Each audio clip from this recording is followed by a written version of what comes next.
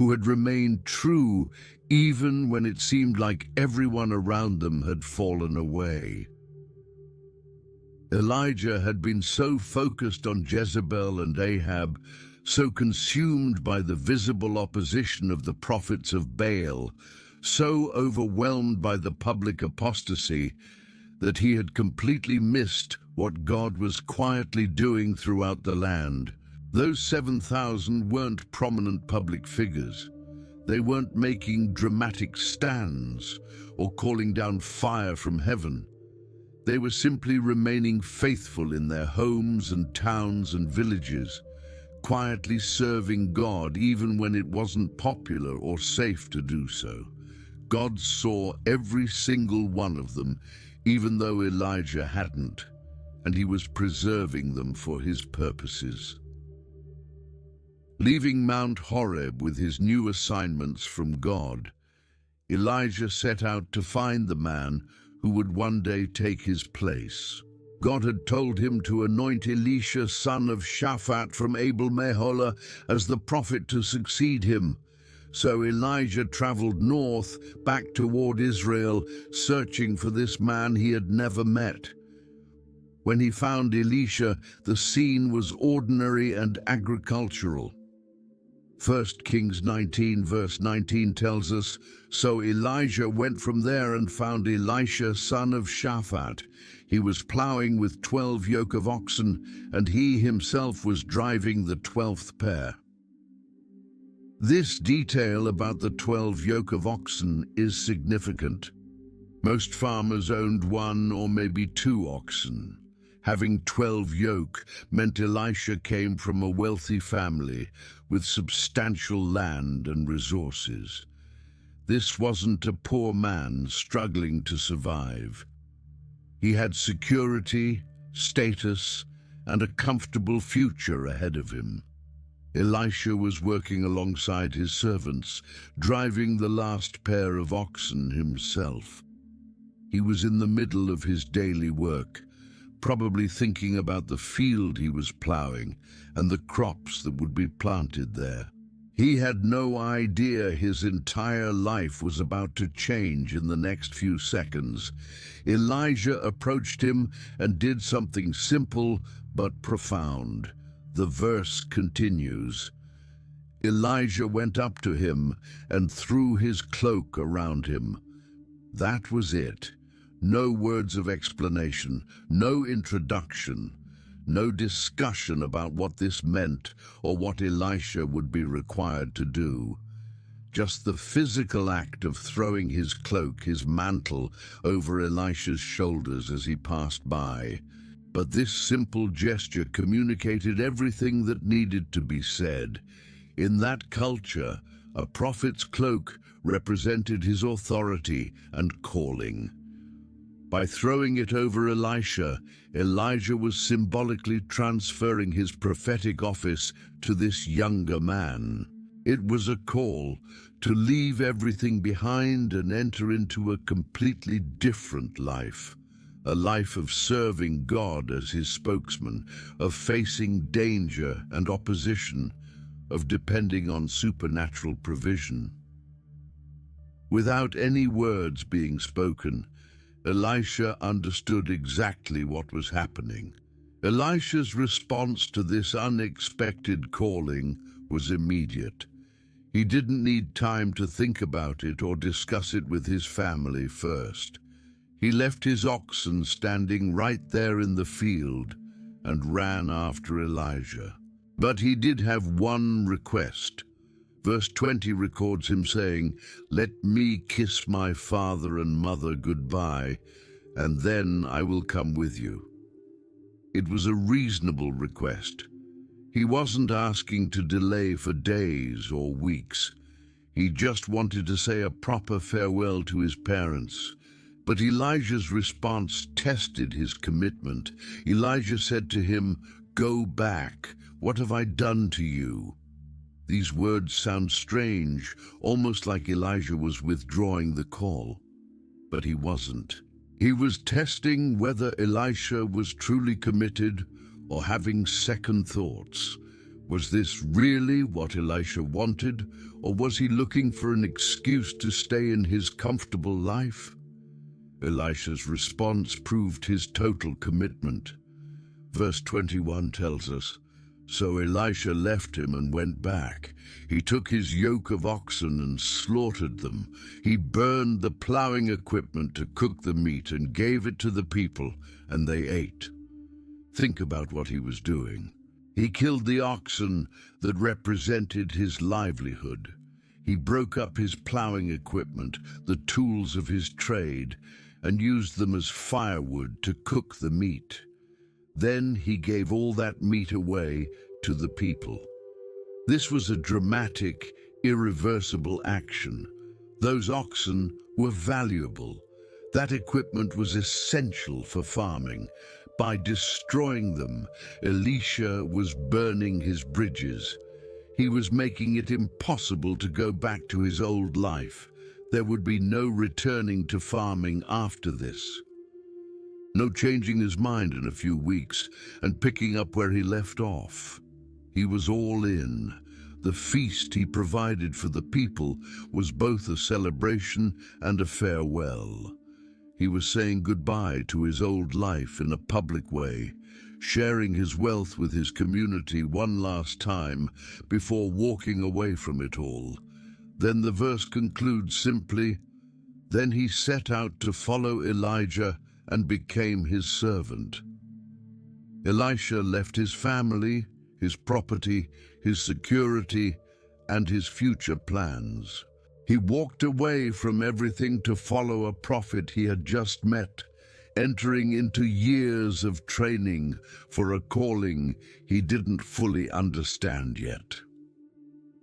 After Elisha made his commitment to follow Elijah, he entered into a period of service and learning that would last for several years.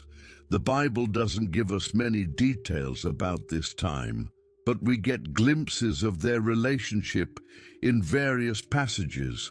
In 2 Kings 3, verse 11, someone describes Elisha as the one who used to pour water on the hands of Elijah.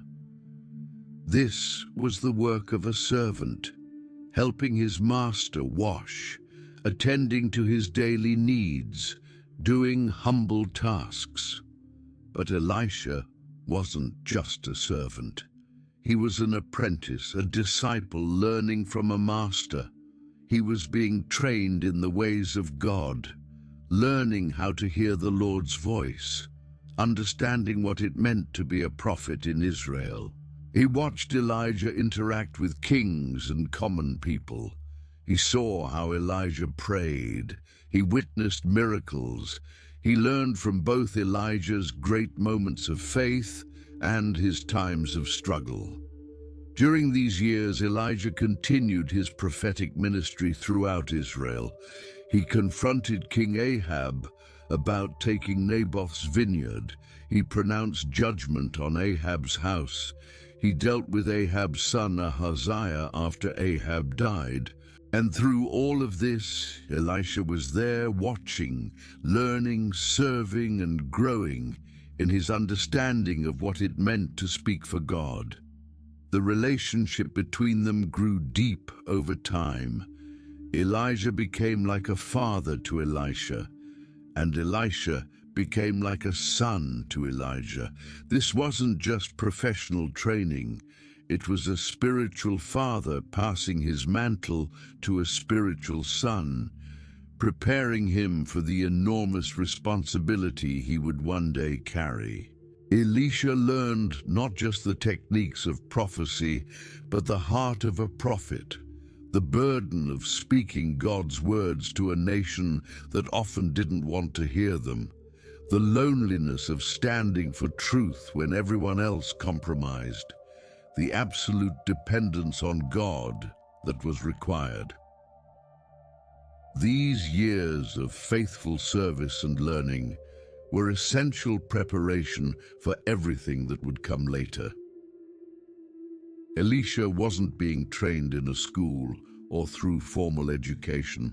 He was learning by living alongside Elijah day after day, year after year, absorbing not just knowledge but character, not just information, but a way of life devoted entirely to God and His purposes. The time eventually came when God was going to take Elijah to heaven. 2 Kings chapter 2 verse 1 tells us, when the Lord was about to take Elijah up to heaven in a whirlwind, Elijah and Elisha were on their way from Gilgal. Both prophets knew what was about to happen. This was their final journey together, and it would end with them being separated forever. As they walked from Gilgal, Elijah said to Elisha, "Stay here, the Lord has sent me to Bethel." He was trying to get Elisha to remain behind, but Elisha refused. He responded with an oath recorded in verse 2, "As surely as the Lord lives and as you live, I will not leave you." So they went down to Bethel together. At Bethel, the company of prophets, a group of prophets who lived and trained together there, came out to meet Elisha.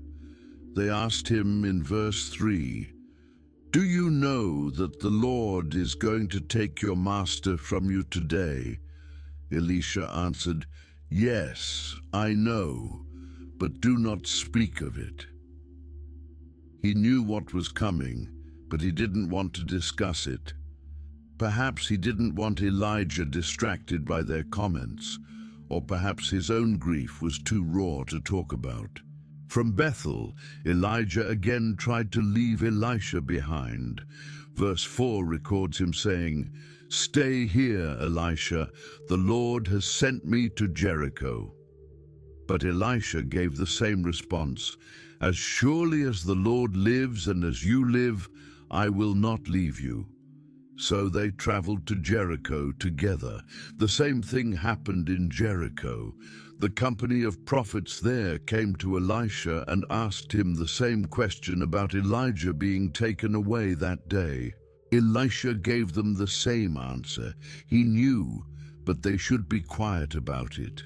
Then Elijah tried one more time to get Elisha to stay behind. Verse 6 tells us Elijah said, "Stay here. The Lord has sent me to the Jordan." And for the third time, Elisha refused to leave. "As surely as the Lord lives and as you live, I will not leave you." This threefold testing revealed Elisha's absolute determination and loyalty. Each time Elijah tried to go on alone, Elisha insisted on staying with him. He wasn't going to abandon his master at this crucial moment. He wasn't going to miss whatever was about to happen. His commitment wasn't based on convenience or comfort. It was total and unshakable. So the two of them walked on together toward the Jordan River. 50 men from the company of prophets followed them, but stopped at a distance to watch what would happen. They knew something extraordinary was coming, and they wanted to witness it, even if only from far away. When Elijah and Elisha reached the Jordan River, they stood on its bank looking at the water flowing before them. Then Elijah did something that recalled the great miracles of Israel's past. 2 Kings 2 verse 8 describes what happened. Elijah took his cloak, rolled it up and struck the water with it. The water divided to the right and to the left, and the two of them crossed over on dry ground. This miracle was a direct echo of what had happened centuries before. When Joshua led Israel into the Promised Land, God had stopped the Jordan River's flow so the people could cross on dry ground. Even further back, Moses had raised his staff, and God had parted the Red Sea so Israel could escape from Egypt. Now Elijah, at the end of his ministry, was performing the same kind of miracle that the great leaders of Israel's past had witnessed. He took his cloak, that same mantle he had thrown over Elisha years before, rolled it up, and struck the water. The river immediately divided, creating a dry path through its midst. The water stood up on both sides like walls, held back by God's power. Then Elijah and Elisha walked across together on the riverbed, their feet on dry ground where moments before the Jordan had been flowing. The 50 prophets watching from a distance saw this happen. They witnessed the power of God working through Elijah one more time, confirming that he was indeed the Lord's prophet, that God's hand was on him in an unmistakable way. It was a fitting final public miracle, Elijah crossing through divided waters just as Israel had crossed through divided waters when entering the land Joshua would give them. For Elisha, this miracle meant something additional. He had heard the stories of Moses and Joshua. He had learned about Israel's history and the mighty works God had done through his servants. Now he was experiencing that same power firsthand, walking on dry ground through the Jordan River, and he was about to inherit the mantle that had struck those waters, the prophetic authority that had commanded them to divide. On the other side of the Jordan, walking together through the wilderness beyond the river, Elijah turned to his disciple and asked him a question. 2 Kings 2 verse 9 records his words, "Tell me, what can I do for you before I am taken from you?" It was a generous offer, a final gift from master to student. Elijah was giving Elisha the opportunity to ask for whatever he wanted before they were separated. Elisha's request was bold and specific. He said, "Let me inherit a double portion of your spirit." This wasn't a request for twice as much power as Elijah had. In Israelite culture, the firstborn son received a double portion of his father's inheritance compared to the other sons. If a man had 3 sons, for example, his property would be divided into 4 parts. The firstborn got 2 parts, and the other sons got 1 part each. Elisha was essentially asking to be recognized as Elijah's firstborn son, his primary heir, the one who would carry on his spiritual legacy. Elijah's response showed that this was indeed a difficult thing to ask for. Verse 10 records him saying, "You have asked a difficult thing, yet if you see me when I am taken from you, it will be yours. If not, it will not." Elijah couldn't just grant this request on his own authority. Only God could give someone a double portion of prophetic spirit. But Elijah set a condition. If Elisha actually saw him when he was taken away, that would be the sign that God was granting his request. This condition wasn't arbitrary. It meant Elisha would need to maintain intense spiritual focus during the coming moment. His spiritual eyes would need to be open and alert.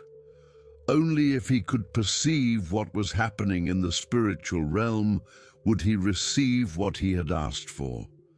It was a test of spiritual awareness and readiness. The 2 prophets continued walking together and talking, not knowing exactly when or how the moment would come.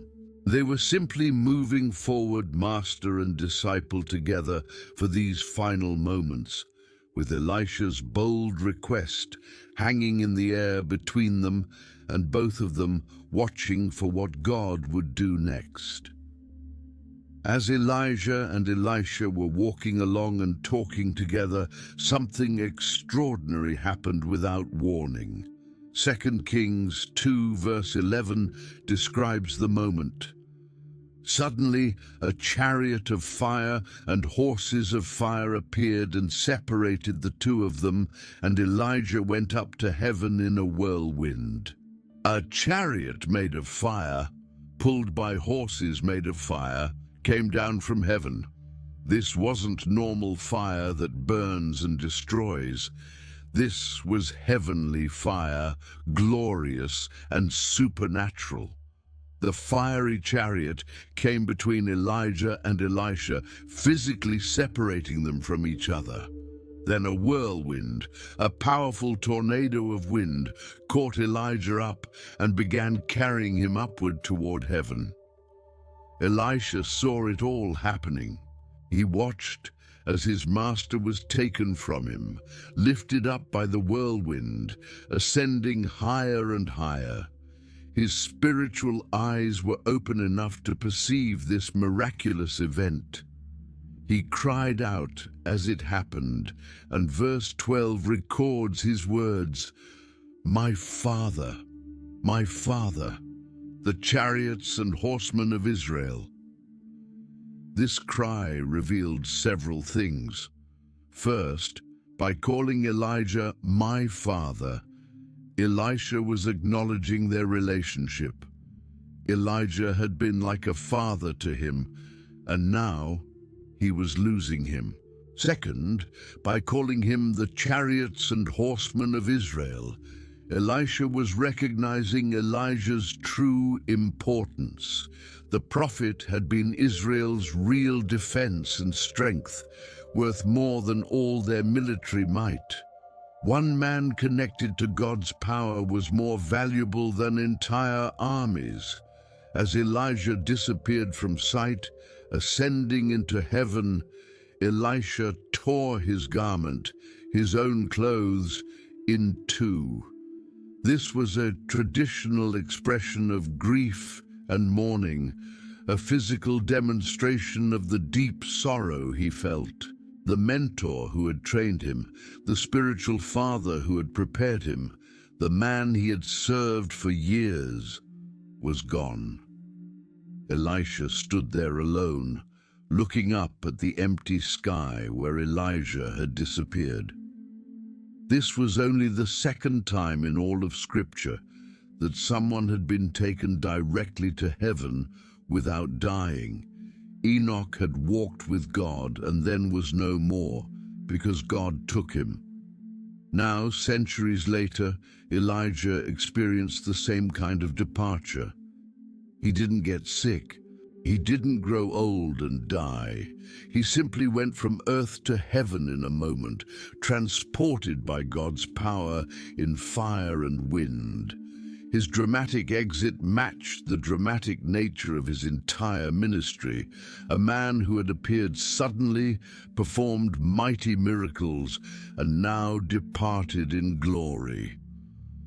After Elijah was taken up, and Elisha had torn his own clothes in grief, he looked down and saw something on the ground. Elijah's cloak, his mantle, had fallen from him during his ascent into heaven.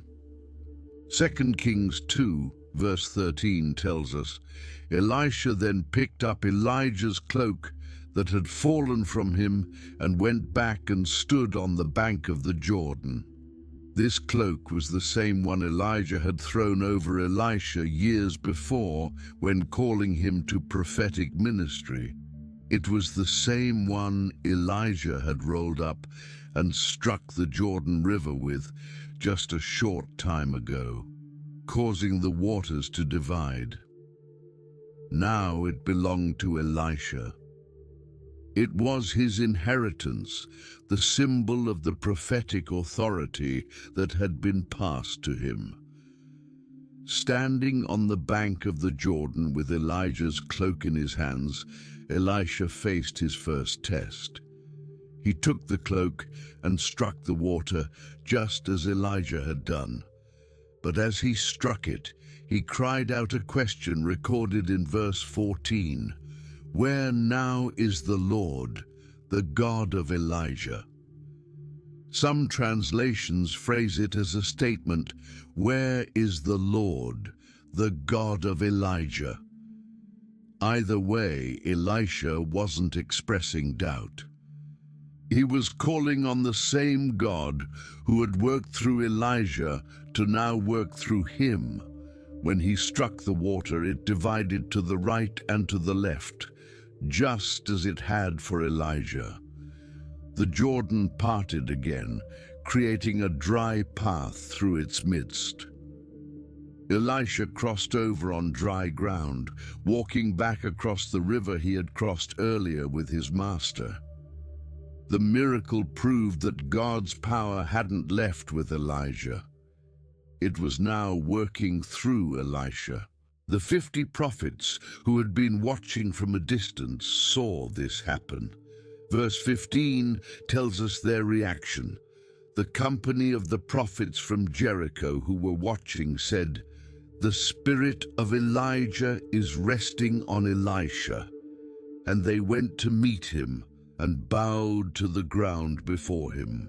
They recognized immediately what had happened. The same prophetic spirit and authority that had rested on Elijah was now on Elisha.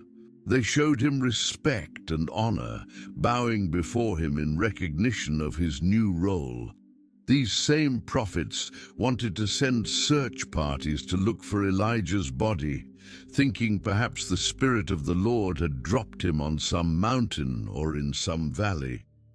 But Elisha told them no, knowing that Elijah was in heaven, not lying somewhere on earth. They kept insisting until Elisha finally gave in and let them search. For 3 days, 50 men searched the area but found nothing, exactly as Elisha had known would happen. The transition was complete. Elijah was gone, taken to heaven in a whirlwind of fire. Elisha now carried the prophetic mantle, confirmed by the miracle at the Jordan and recognized by the other prophets. The ministry that had begun with Elijah announcing a drought to King Ahab would now continue through Elisha, but with its own character and focus. The teacher had departed, and the student was ready to begin his own journey as God's prophet to Israel. After the prophets of Jericho had recognized Elisha as Elijah's successor, the men of the city came to him with a problem. 2 Kings 2, verse 19, records them saying, "Look, our Lord, this town is well situated, as you can see, but the water is bad and the land is unproductive." Jericho was in a good location, but something was wrong with their water source. It was making people sick and causing the land to be barren. This problem likely traced back to Joshua's curse on Jericho hundreds of years earlier. When Joshua conquered the city, he had declared that whoever rebuilt it would lose his sons. The city had been rebuilt, and now the water that should have given life was bringing sickness and death instead. Elisha's response was simple and direct. Verse 20 tells us he said, "Bring me a new bowl and put salt in it." They brought him what he asked for, a bowl that had never been used before, filled with salt. Salt was known for its preserving and purifying qualities, but what Elisha was about to do wasn't based on salt's natural properties. This was going to be a miracle. Elisha went out to the spring where the water came from.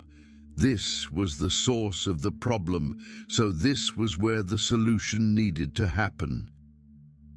He threw the salt into the spring and spoke words recorded in verse 21. "This is what the Lord says. I have healed this water. Never again will it cause death or make the land unproductive." It was a declaration of healing, a prophetic word that announced what God was doing at that moment. The result was immediate and permanent. Verse 22 tells us, "And the water has remained pure to this day, according to the word Elisha had spoken." The bad water became good. The spring that had been causing death and barrenness became a source of life and health.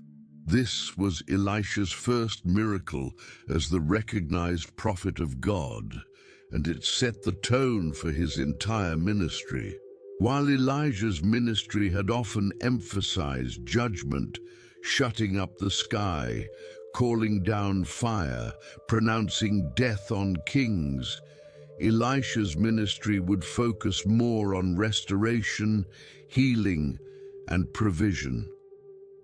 The new prophet was bringing life where there had been death. Sometime later, a woman came to Elisha with a desperate problem.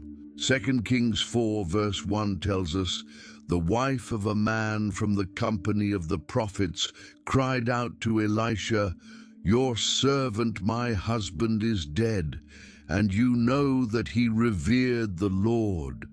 But now his creditor is coming to take my 2 boys as his slaves.'" Her husband had been one of the prophets, a man who served God faithfully, but he had died owing money, and now the person he owed was about to take her sons as slaves to settle the debt.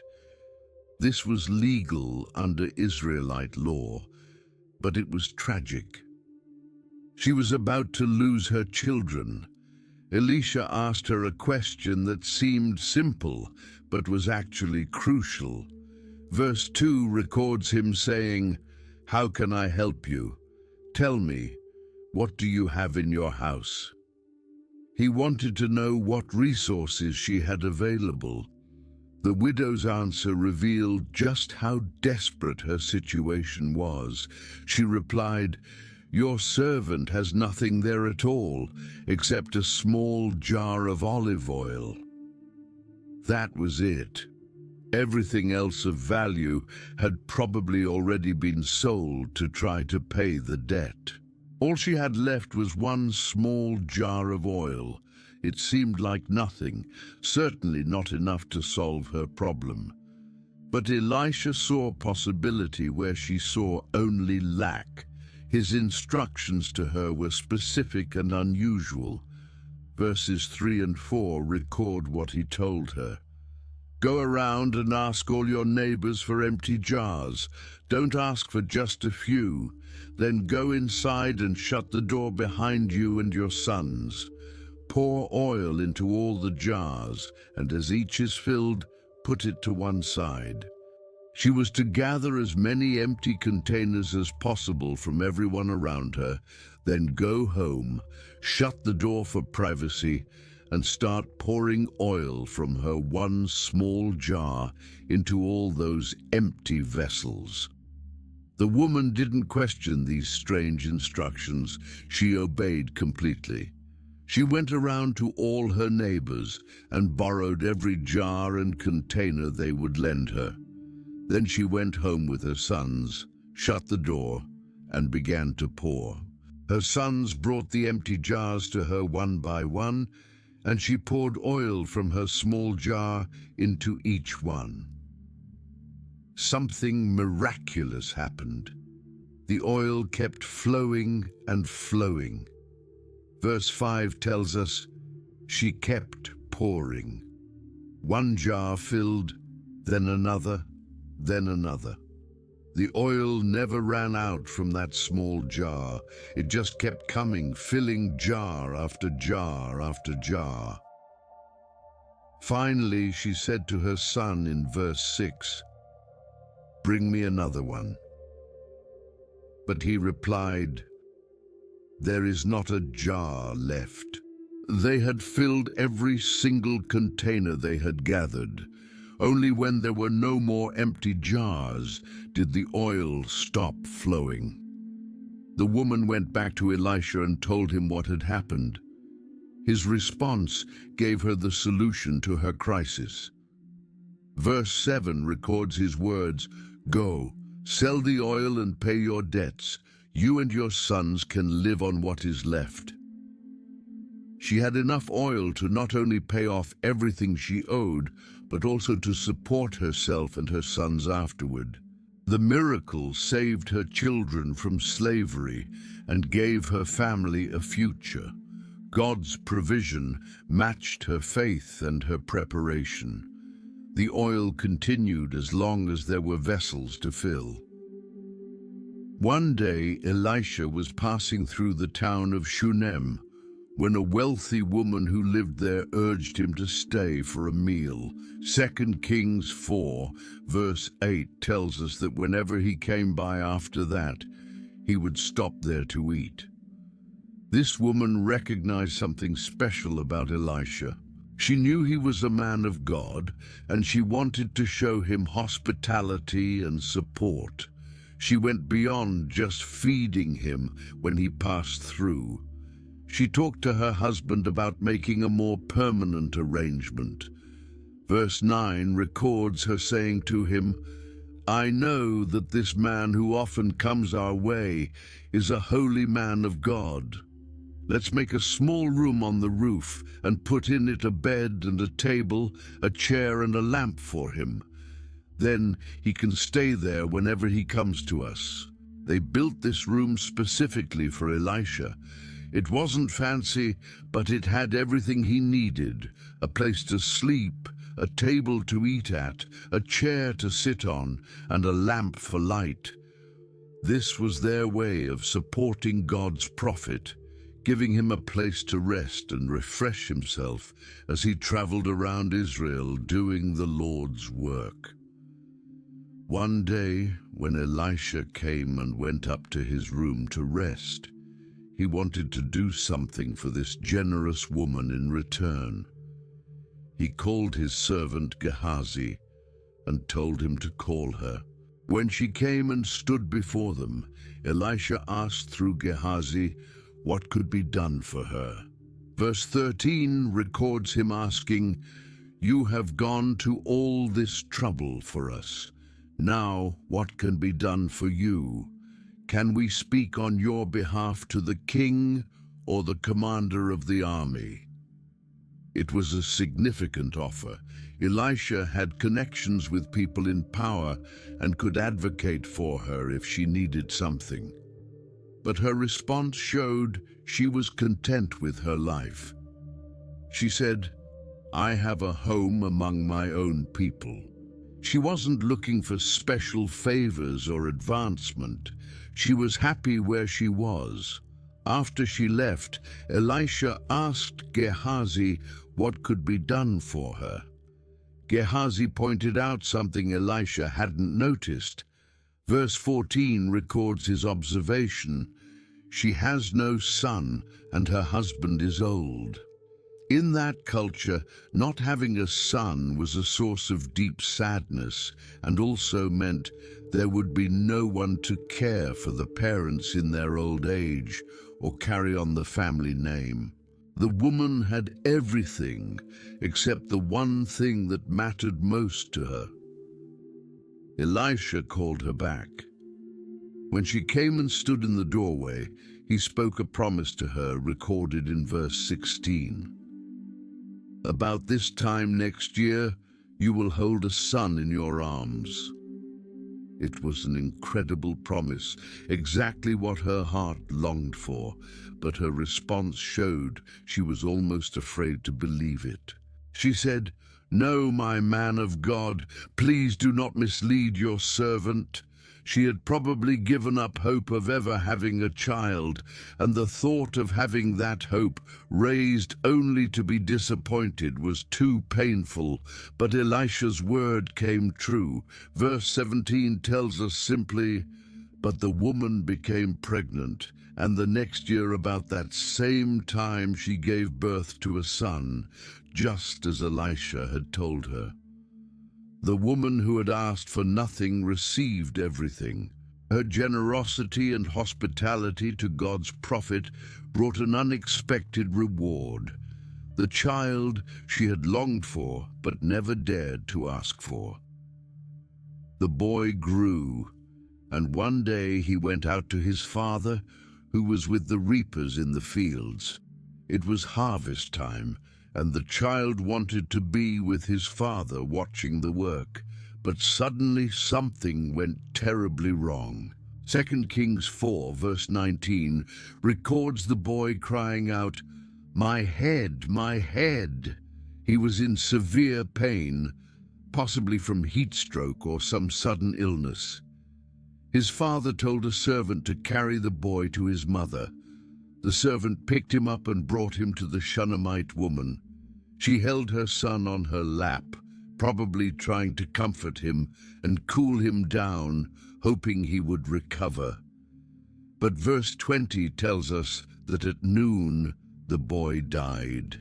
Her miracle child, the son she had received through Elisha's promise, was suddenly dead in her arms. The woman did something remarkable in her grief. She carried her dead son up to Elisha's room and laid him on the prophet's bed. Then she shut the door and went out. She didn't tell her husband what had happened. She just asked him to send her a servant and a donkey because she needed to go to the man of God quickly. Her husband was confused, asking why she would go to Elisha on a day that wasn't a new moon or Sabbath, but she just said, "That's all right," and left. She traveled as fast as possible to Mount Carmel, where Elisha was. When Elisha saw her coming from a distance, he sent Gehazi to run and meet her and ask if everything was all right with her, her husband, and her child. Her response to Gehazi was simply, "Everything is all right, Naduri."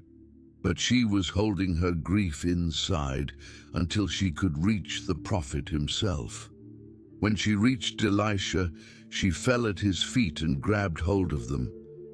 Gehazi moved to push her away, but Elisha stopped him. Verse 27 records Elisha saying, "Leave her alone. She's in bitter distress, but the Lord has hidden it from me and has not told me why." He could see she was in deep anguish, but didn't know what had happened. Then the woman spoke words recorded in verse 28. "Did I ask you for a son, my Lord? Didn't I tell you, don't raise my hopes?" Now Elisha understood. The child was dead. This was the very thing she had feared when he first promised her a son, that having him and losing him would be worse than never having him at all. Elisha immediately sent Gehazi ahead with his staff, instructing him to lay it on the boy's face. But the woman made it clear she wouldn't leave Elisha behind. Verse 30 records her saying, "As surely as the Lord lives and as you live, I will not leave you." So Elisha got up and followed her back to Shunem. Gehazi reached the house first and laid the staff on the boy's face as instructed, but verse 31 tells us there was no sound or response. The staff didn't bring the child back. Gehazi went back to meet Elisha and reported, "The boy has not awakened." When Elisha arrived at the house, he went into the room where the dead boy was laying on his bed. 2 Kings 4, verse 33 tells us, "He went in, shut the door on the two of them, and prayed to the Lord." Alone with the dead child, Elisha prayed, seeking God's intervention in this desperate situation. Then Elisha did something that seemed strange. Verse 34 describes it. "Then he got on the bed and lay on the boy, mouth to mouth, eyes to eyes, hands to hands. As he stretched himself out on him, the boy's body grew warm." Elisha was physically pressing himself onto the child, as if trying to transfer life from his own body to the boy's lifeless form. He got up and walked back and forth in the room, then went back and stretched himself out on the boy again. This time, something happened. Verse 35 says, "The boy sneezed 7 times and opened his eyes. Life returned to him. The child who had been dead was alive again, breathing and conscious. Elisha called Gehazi and told him to call the Shunammite woman. When she came in, Elisha simply said in verse 36, 'Take your son.' She came in, fell at his feet, and bowed to the ground. Then she took her son and went out. Her miracle child had been given to her twice now, once at birth and once in resurrection. The prophet's promise had been tested by tragedy, but ultimately confirmed by an even greater miracle. Elisha returned to Gilgal during a time when there was a famine in the land. Food was scarce and people were hungry.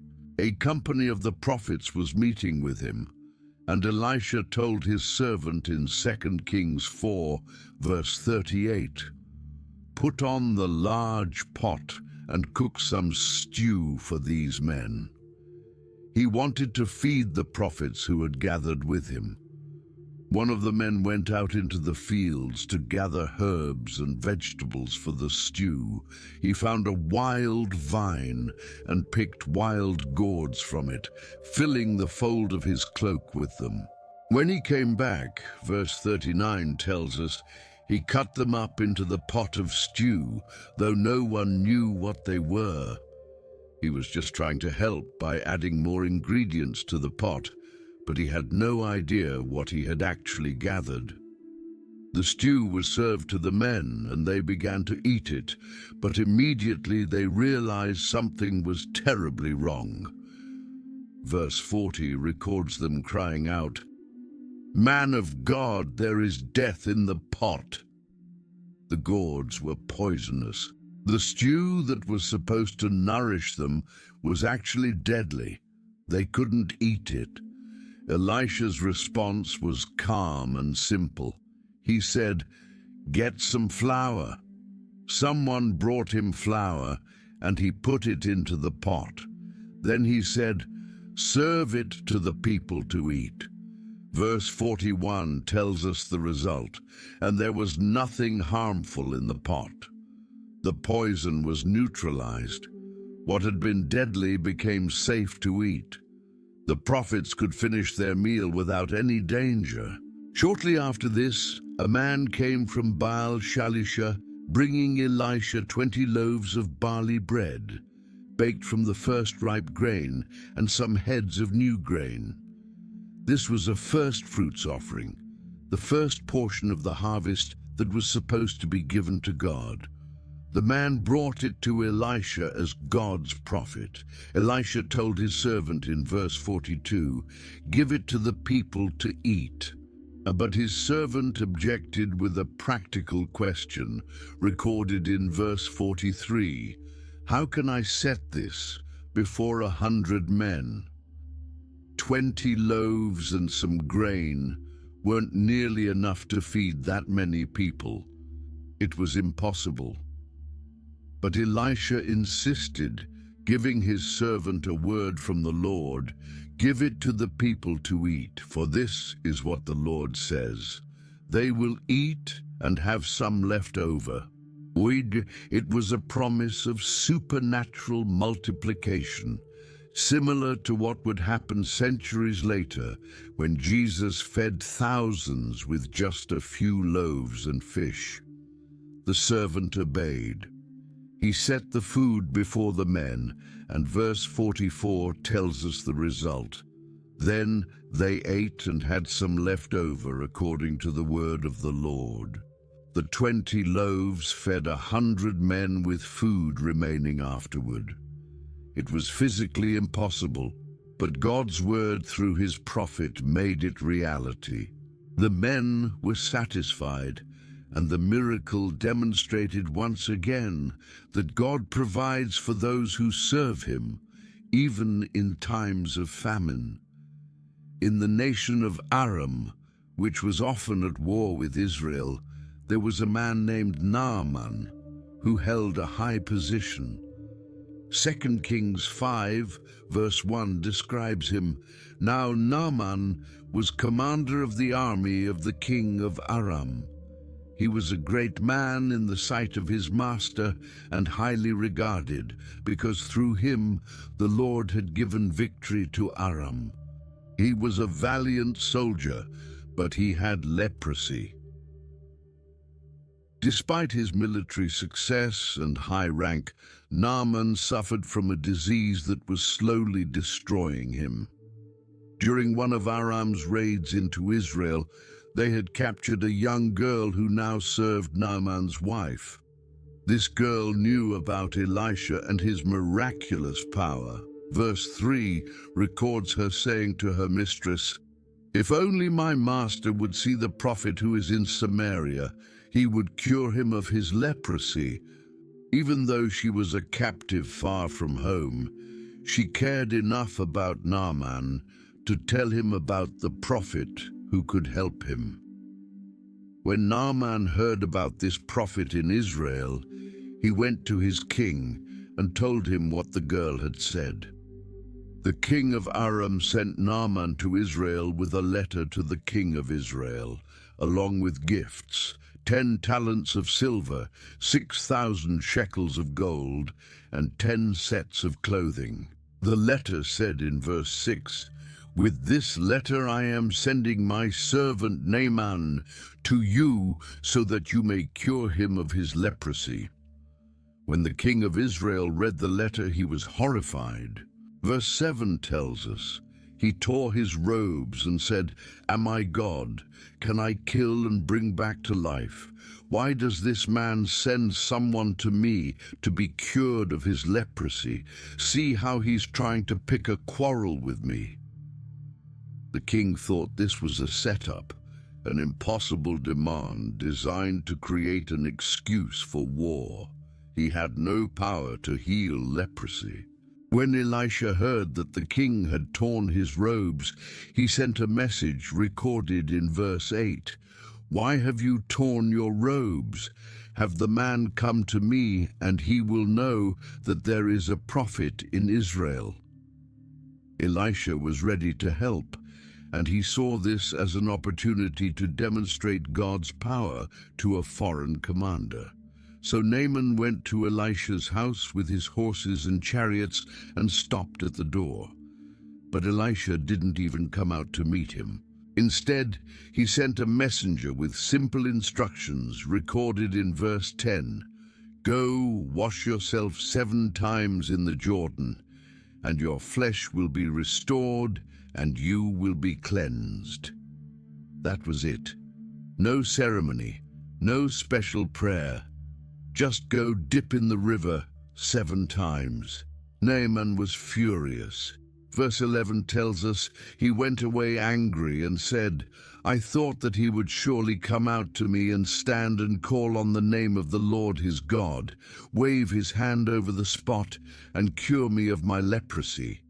He had expected something dramatic, something worthy of his rank and status. Instead, he got instructions to bathe in a river.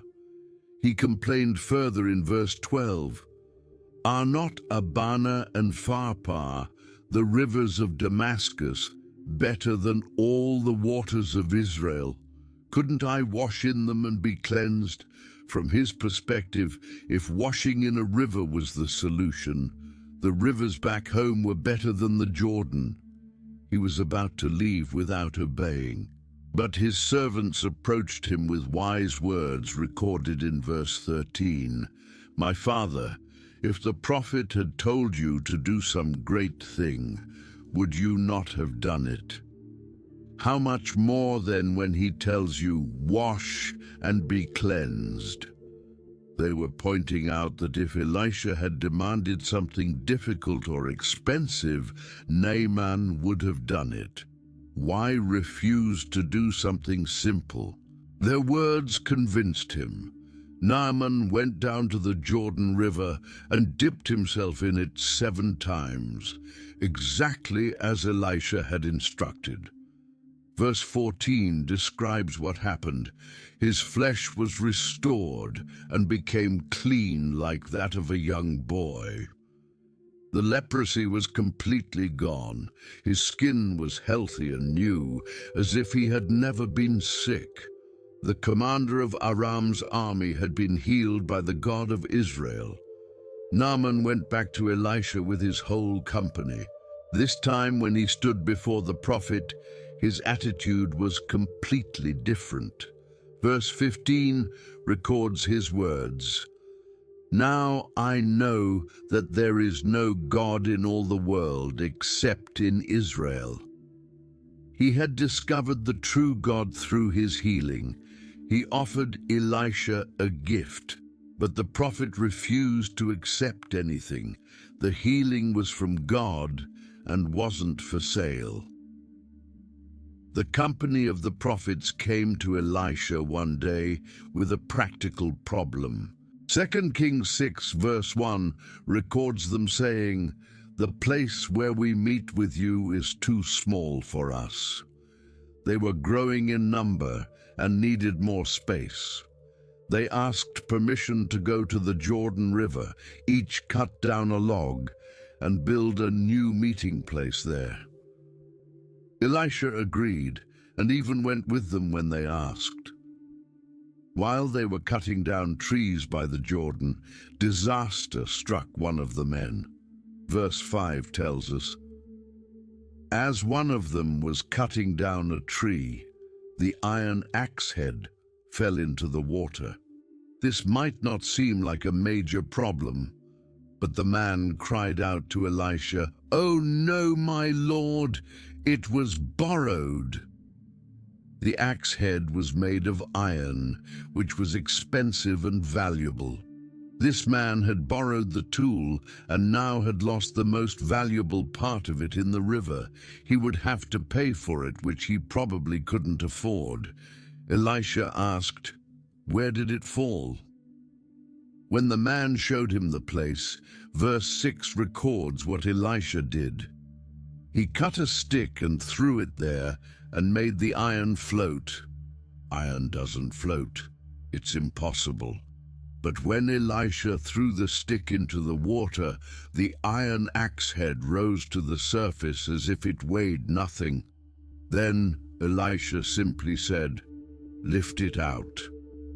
The man reached out his hand and took the axe head from the water, and the problem was solved. This small miracle shows the scope of Elisha's ministry. He didn't just perform dramatic miracles for important people. He cared about a poor prophet's borrowed tool.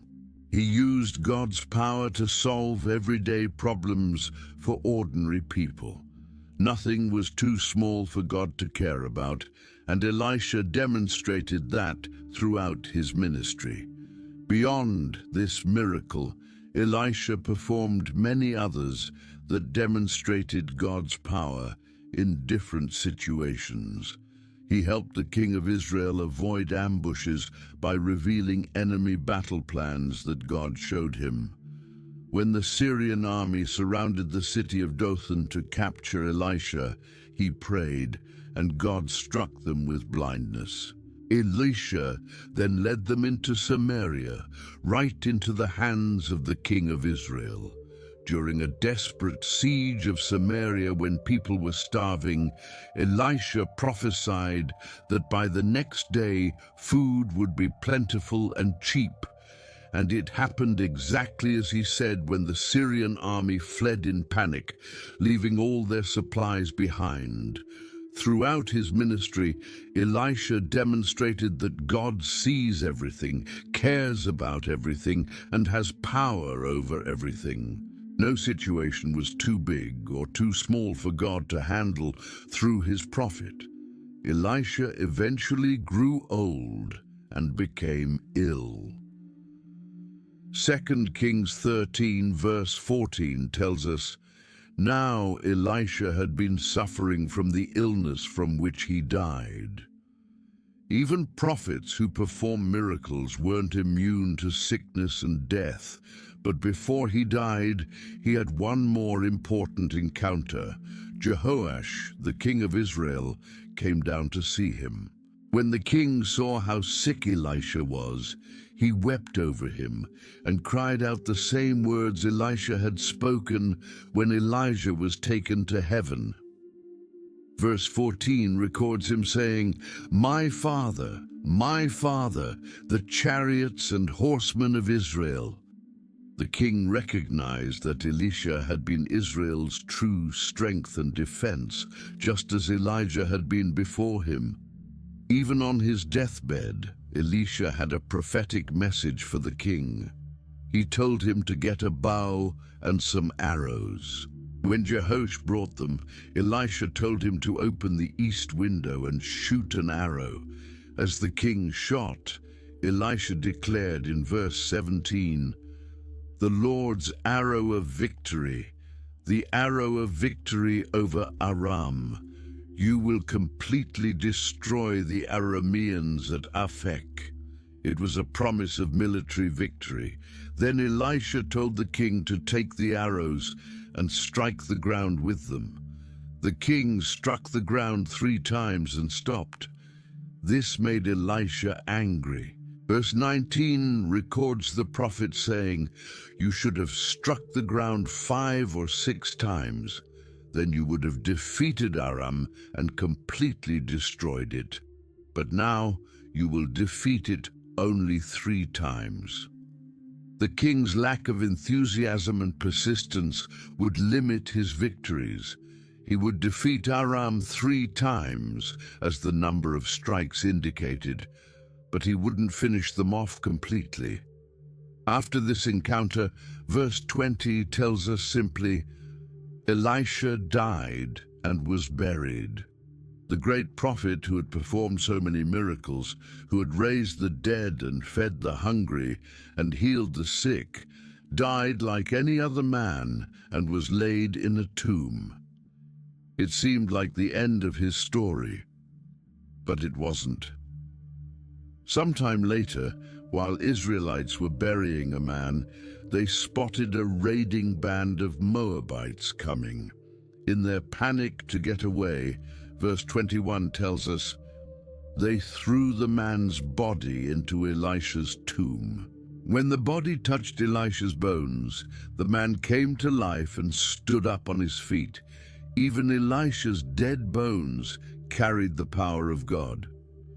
This final miracle was a testimony that the power working through Elisha had been God's power all along, and even death couldn't stop it.